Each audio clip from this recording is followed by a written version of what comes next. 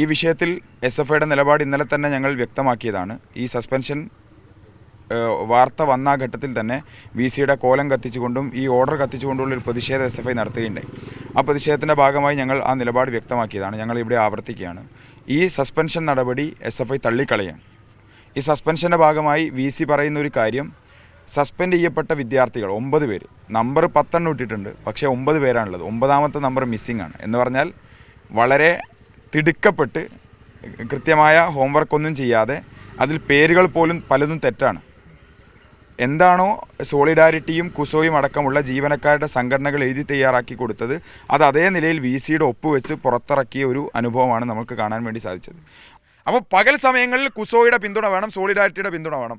രാത്രി കാലങ്ങളിൽ അദ്ദേഹം ഏത് ശാഖയിലാണ് കവാത്തിന് പോകുന്നത് എന്ന് നിങ്ങൾ മാധ്യമങ്ങൾ അന്വേഷിച്ചാൽ കണ്ടെത്താൻ വേണ്ടി സാധിക്കും എന്നുള്ളതാണ്. അതുകൊണ്ട് ഭാവിയിൽ ഒരു BJP സ്ഥാനാർത്ഥിയാകാൻ വേണ്ടി, അല്ലെങ്കിൽ BJPയുടെ ഒരു നേതാവാകാൻ വേണ്ടി സർവകലാശാലയുടെ ഉന്നത പദവി വഹിച്ച ഒരു VCയെ സൃഷ്ടിച്ചെടുക്കാൻ വേണ്ടി സംഘപരിവാരം ശ്രമിക്കുമ്പോൾ അതിന് ഒത്താശ ചെയ്തു കൊടുക്കുന്ന നിലയിലേക്കാണ് വലതുപക്ഷ സംഘടനകൾ, കോൺഗ്രസും ലീഗും അതിൻ്റെ വിദ്യാർത്ഥി സംഘടനകളും മുന്നോട്ട് പോകുന്നതെങ്കിൽ ഇവരുടെ ഈ കൂട്ടുകെട്ടിനെ, ഈ കോലീബി സഖ്യത്തെ ഞങ്ങൾ തുറന്നു കാണിക്കും. കേരളത്തിൻ്റെ മതനിരപേക്ഷ പൊതുബോധത്തെ അട്ടിമറിക്കുന്ന ഈ നിലയിലുള്ള എല്ലാ വർഗീയവൽക്കരണ ശ്രമങ്ങളെയും ഞങ്ങൾ ചെറുത്തു തോൽപ്പിക്കും. അതിനുള്ള അതിശക്തമായ സമരമുഖത്ത് SFI അണിനിരക്കും എന്നുള്ളതാണ്. അതിൻ്റെ മുന്നിൽ ഈ സസ്പെൻഷൻ ഓർഡർ ഞങ്ങൾക്ക് ഒരു വിലയുമില്ലാത്ത ഒരു കടലാസായി ഞങ്ങൾ കാണുകയാണ്. ഈ ഓർഡറിനെ ഞങ്ങൾ ആ നിലയിൽ നിരുപാധികം തള്ളിക്കളയുകയാണ് എന്നുള്ളതാണ് സൂചിപ്പിക്കാനുള്ളത്.